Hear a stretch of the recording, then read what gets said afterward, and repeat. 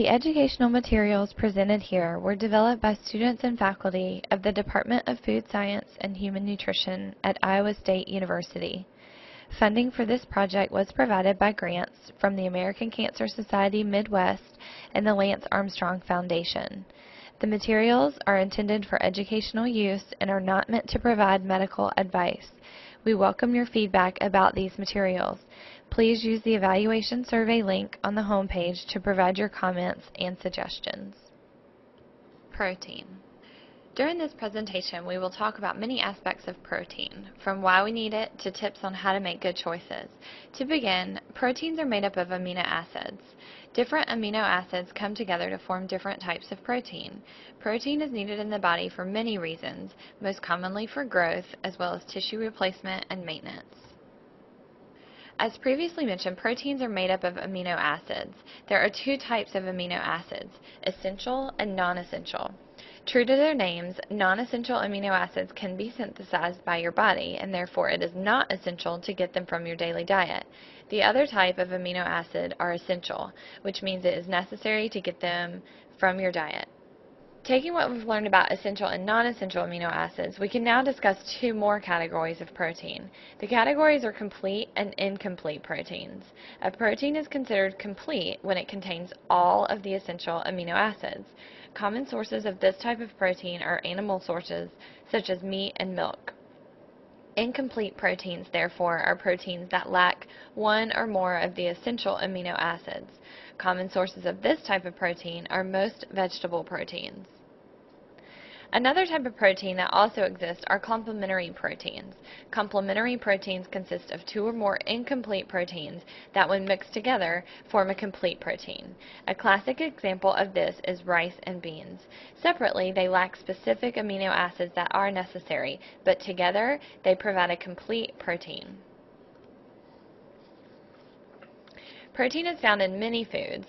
All foods made of meat, protein, and fish contain protein, as well as other sources of dry beans or peas, eggs, nuts, and seeds. How much protein do you need to consume daily? How much protein is too much? And are you getting enough? One excellent source for understanding how much protein you need is www.mypyramid.gov. According to MyPyramid, adults should get 5.5 ounces of protein every day. Recommendations are made in ounce equivalents. For example, one meat patty is about 2 ounce equivalents.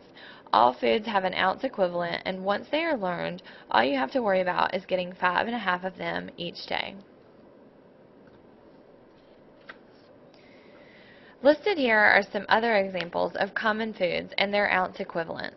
1 can of tuna is about 3 to 4 ounce equivalents. A 1/4 cup of dry cooked beans or 1 cup of bean soup is about 2 ounces of equivalents. 1 egg is about 1 ounce equivalent. 1 tablespoon of peanut butter is also 1 ounce equivalent. A 1/2 ounce of nuts or seeds, which is approximately 12 almonds, 24 pistachios, and 7 walnut halves, are each about 1 ounce equivalent.